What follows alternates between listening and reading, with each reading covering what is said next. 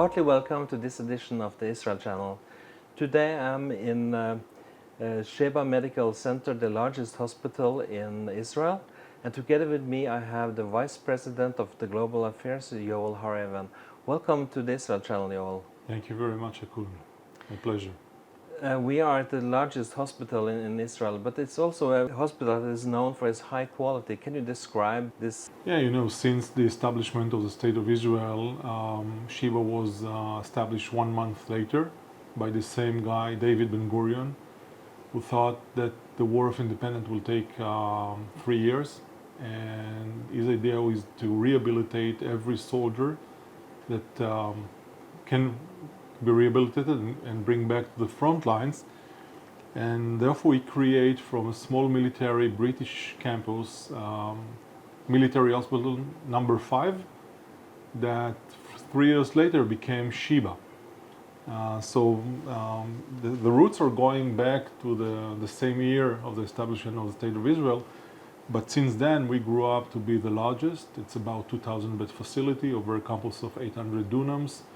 11,000 employees, 1,700 physicians, few thousand nurses. So for Israelis and non-Israelis, even our neighbors, Sheba became a beacon of hope when it comes to healthcare, when it comes to research, when it comes to training and education, and more recently when it comes to innovation. When you come to innovation, what kind of innovations do you have accomplished? So for many years, we decided that, usually when you talk about innovation in healthcare, you automatically think about drugs, right, and devices, because this is the old-fashioned way when you talk about innovation in healthcare. Unfortunately, drugs and molecules, and even some of the devices, the lifespan of one patent can be sometime between 20 to 25 years. From scratch, from idea to a drug, can take 25 years. And you need to invest zillions of dollars, which we don't have. So usually the big players are in the pharma industry. But from time to time we had some molecules, we had some devices, we have some imaging patents. But 6 years ago we decided that we need to put our 2 cents in medical innovation through AI. I don't know if you know, but and may I share the audience that the State of Israel growing rate, it's about 2% a year. It's one of the highest rates in the OECD. Beside China and India, we are growing very fast. And we decided that to deal with the gap that we are starting to develop between the fastest growing and the lack of resources that we are accepting in healthcare, the only way to fulfill the gap is not with the current tools, meaning it's not creating more physicians, because Israel is leaking physicians and nurses. We are in a big deficit and will continue to be in a big deficit because the population grows, and per 1,000 people we're gonna be diluted very much. And it's a worldwide problem. And so no one is going to invest more physicians and nurses. No one is going to invest more capitals and more investments in healthcare. The solution to the fast growth need to come from the within. And we decided that for us, the way to go to the future, especially in innovation, it's going through AI, and to absorb and adopt and develop our own AI tools that support the teams. It's not replacing the physician or replacing the nurse. It allows the nurse and the physician to be focused on empathy, on hugging, on talking, on listening to the patient, rather to think what will be the solution, because machines and computers can be faster than whatever we think we are fast. So for us, this is the pathway toward the future. to add AI technologies to fulfill the gap of infrastructure, of resources that no one can bring to the Israeli market. So now you explained in a general way. Can you zoom in on that for some practical? Absolutely. I can give you some tangible ideas that became already startups, and some of them became already unicorns. So we are dealing in some of the areas of medicine is about picture, to take pictures or videos and to compare one to another with a 3 months gap. This is the way CT scans work. This is the way MRI scan. At the end of the day, it's pixel. Like your camera, like the camera that film us now, it's pixel. So if you can compare pixel to pixel, which a machine can do, a human eye cannot do it. A human eye needs to see a bigger picture than 1 pixel.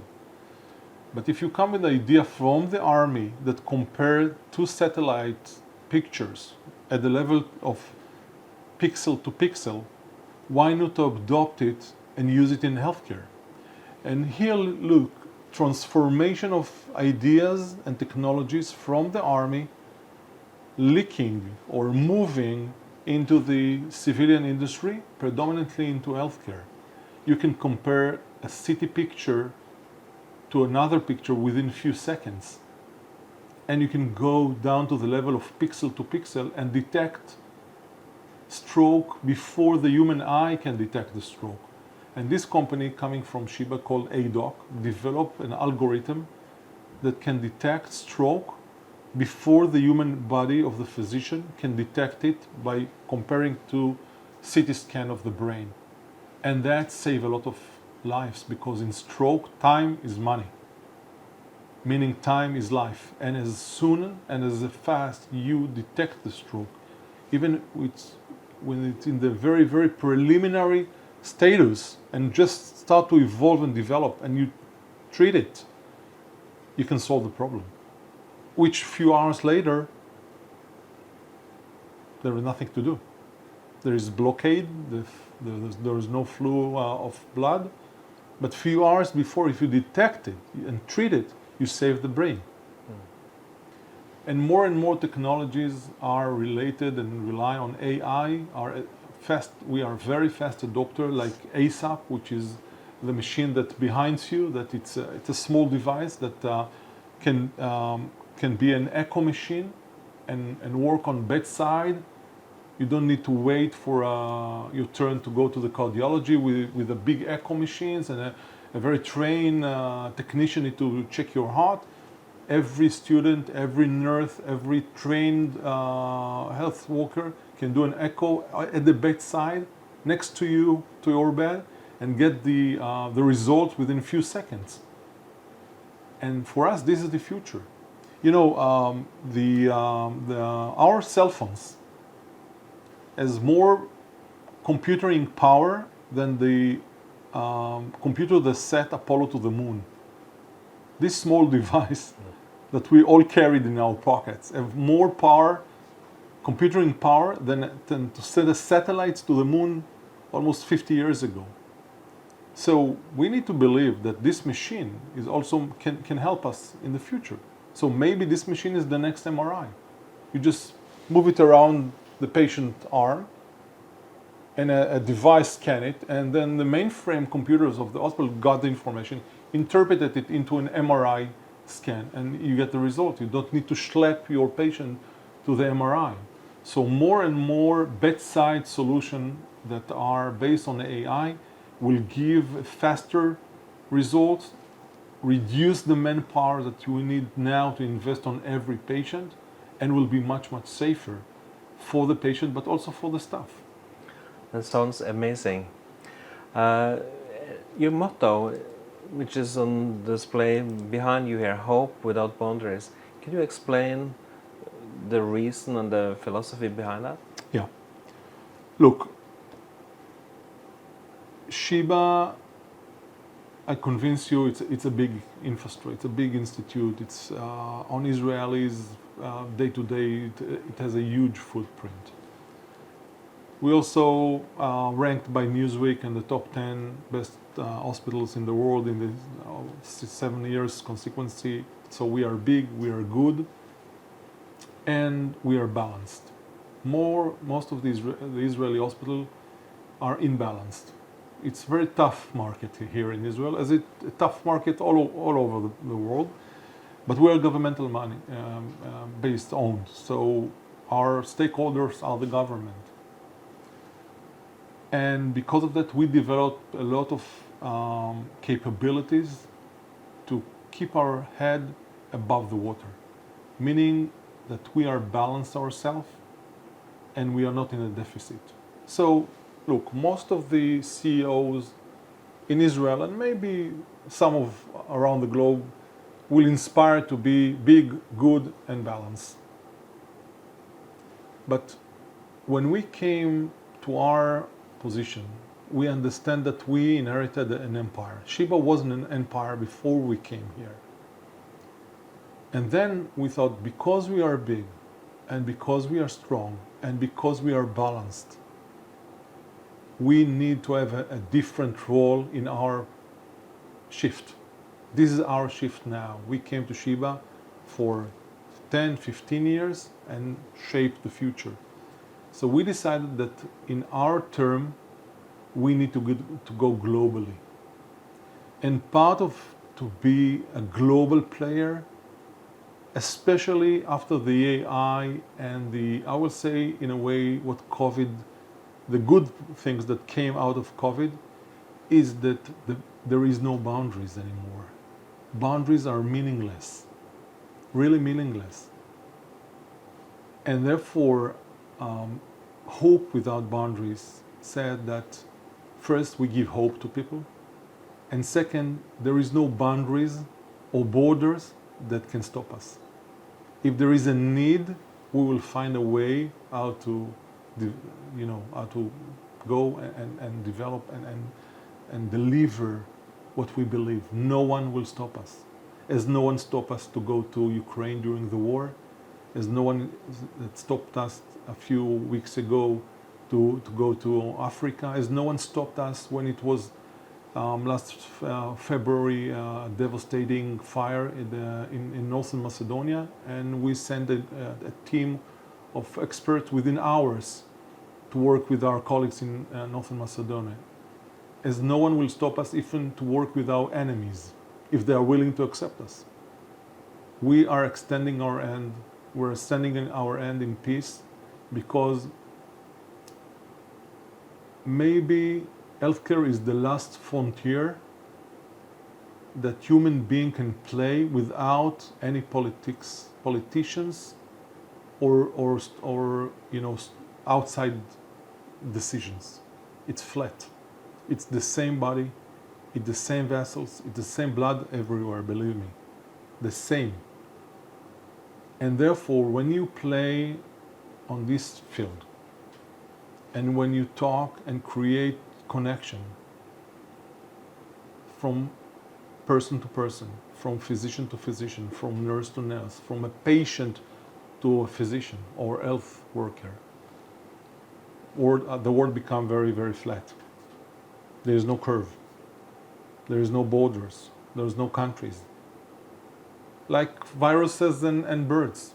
They don't have passports. They don't stamp your passport of virus when virus is jumping from Jordan to Israel. No one is stopping by the border and giving him a stamp on his passport, or the birds. So we want to be not like live viruses, we want to be like birds.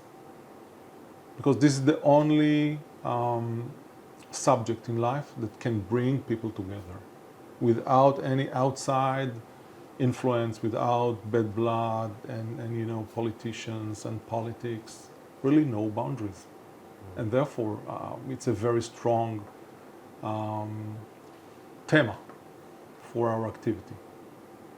When I was here a few days ago, we were also greeted by one of your Palestinian patients, Jawar. This story from her, living here on your expense, Yeah. it's very touching. It is. It's a very, very emotional, which I hope will have a happy end, because she deserves to live. And right now her situation is deteriorating. Although you met a very beautiful, smiley kid, but her condition is very, very dangerous. She needs to have heart transplant as soon as possible. But you know, you witnessed that it's one child from a village near Hebron, that an Israeli hospital that was aimed and you know, focused to train and treat Israelis, decide to fight for her life, and like Joar, we have many others. She kept your eyes because she's a beautiful young kid that deserves to live, and suffer from a very, very severe heart condition that there is no solution rather to transplant a new heart into her chest. Right now she's depending on an external corpus, which you saw, it's called Berlin heart, and she's moving with a external heart, and she's walking with that, but she cannot stay longer. It's an interim solution. She needs a heart, and right now we are applying for a place that accepts her, and because she's a Palestinian, she cannot be treated in Israel due to the organ transplant law, and basically there are only two countries that are willing to accept foreigners into their program of transplant or organ, and we hope that we'll find the place, and we'll find the resources that demand for that. But when you are treating her, you know, going way beyond, you know, what you can really afford, I think that's a testimony of a very, you know, positive way of thinking. As you said, the last frontier is the healthcare. When you compare that to, for example, what we have been witnessing from Gaza, that people where hostages were kept in doctors' homes, for example, it's quite a different worldview, isn't it?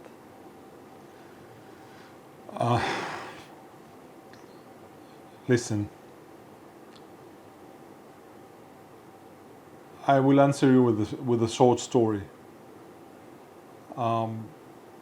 About a month after the war in Ukraine broke, I found myself leading the Israeli field hospital, which was based on Sheba capabilities, to Ukraine, to support the people of Ukraine. My roots are from Ukraine. My mom and grandma came in '68 to Israel, immigrated to Israel from Ukraine. When I was about to leave, I called my mom and told her that I got the mission, and I'm gonna for 6 weeks, and I asked her to support my family. She asked me, please don't go. And she said, you know, I never stopped you. You went to all the crazy place with the army outside, and in Africa, and conflict in the Balkan. I never stopped you. I'm asking you, please don't go. And I said, you know, mommy, even Rottweiler, as a limit, he released the baby at the end. So even a Jewish mom cannot control her 50-something years old baby and keep him, you know, not to do things in life. And then she said, you know, if grandma was alive, she was probably stopping you by the door. And I told her, you know, mom, you're missing the point. I'm going there exactly because of you, and I'm going there exactly because of grandma, because it's not about them. And this is when I come to answer you. It's not about them, it's about us. It's about what we want to tell our kids at the end of the day. It's about what narrative we want to live here after us. What we have done, what we change, in what way we change the world even a bit. And we are fortunate because we are working in a subject that it's so easy. I'm thinking about my other siblings. They are teacher and lawyer, which I love very much, but at the end of the day, what they can bring new to the world. So my sister, she's a teacher. Okay, she teaches a young generation. But we are fortunate to work and live in a subject that can bring every day hope, every day, with small things and big things, with huge operations and small gestures. So at the end of the day, Hakun, it's not about them, it's about us. And this is the difference. This is the big difference between what you describe, the animals, the terrorists that treat our boys and girls in a so bad and ugly and crucial manners, differentiated from us. And this is the main message that maybe I want you to take home. It's not about them, it's about us. To be a mensch is a Hebrew word. Correct. Yeah. You have also received some awards from Newsweek. Can you describe it? So it's not me. It's Sheba. Sheba was declared in 7 years in a row one of the top 10 best hospitals in the world. We improved in the list from number 10 to number 9 and then number 8.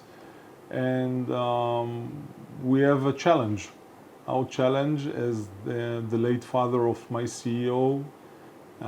When the first time we declared, he took up the phone and asked my son, why not before the Germans?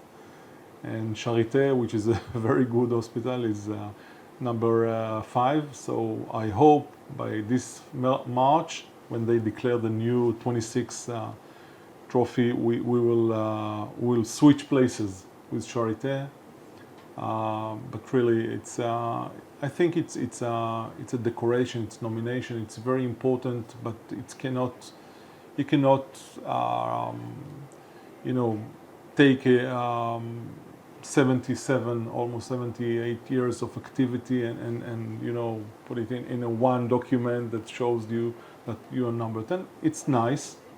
It means that we are playing in the big league with Mayo and Cleveland and Charité and Karolinska, which are amazing institutions, and we do have a lot of collaboration with those amazing institutions and with others. It's nice, but I cannot tell you that this is the main aim, and this is the goal for us to be in the list. It's nice to be in the list, it helps a lot, but the day-to-day excellence and activities are more important than any other decoration. Recently you were in Scandinavia, in Stockholm and in Oslo. What did you achieve by that? What was your purpose? Right now I think it's too soon to talk about achievements, but the purpose of the visit in both countries was first to create what we want to have, and from some reason, which I don't know why, we didn't invest enough time in this part of Europe. And what saying invest, I meant that to build a bridge between physicians and nurses on a personal matter, to make a bridge between institutions. There are amazing institutions over those countries that from some reason we didn't develop the relations with them. And I think there is never too late to start developing relations on the personal, institutional level between the health system in Israel and the health system over Norway and Sweden. But also to bring the Sheba story. to the Norwegian and the Sweden people, which I cannot say ignore, but in a way I think the blame is on us that we never tell the story, and we never told the story enough on those countries. So first I will say is to create the infrastructure that both sides can come closer to each other in the health society and Sheba and with the Sheba story.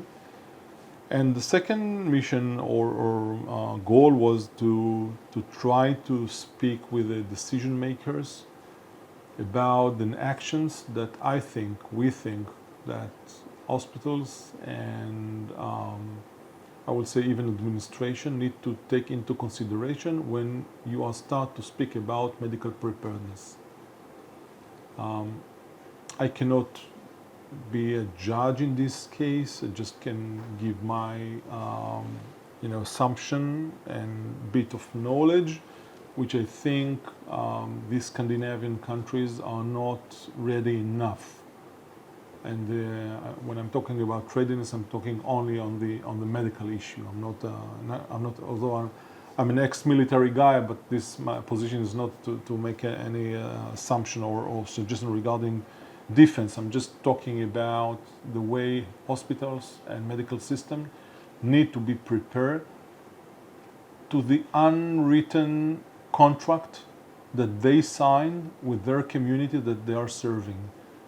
And it's the unwritten contract says that we as citizens, we will pay our duty, we'll pay our tax, we'll do everything to make you alive, make everything that you can assure us that we will be alive 24/7 in any day, any weather, and any condition. And that means even under attack. Hospitals need to continue provide care to their communities even under attack. It can be a terror attack or it can be a war. It can be an invasion or it can be a missile attack. This is the unwritten contract that societies and hospitals signed many, many years ago. And it needs to be tested during COVID and it needs to be tested during war. Hopefully for you, I hope and pray that it never be tested. But if it will be tested, you need to be ready. And for that, there is an actions to do. It's not, up in the sky. There are actions, there are drills, there are preparation that you can do as an hospital or as an healthcare system to be ready to a black day. And for that, we are there. Well, I wish you all the best with your accomplishments especially in Norway, but also in the Scandinavian and Northern European countries. Thank you very much. It has been a pleasure to hear and listen to your story. I wish you all the best and God's blessing with your continued work. Thank you very much, Hakun, and thank your audience. And we keep the good faith that good times are ahead of us here in Israel. Thank you. Thank you. And to you viewers, I want to thank you for following us through this program. And I wish you all the best and blessings and Shabbat Shalom.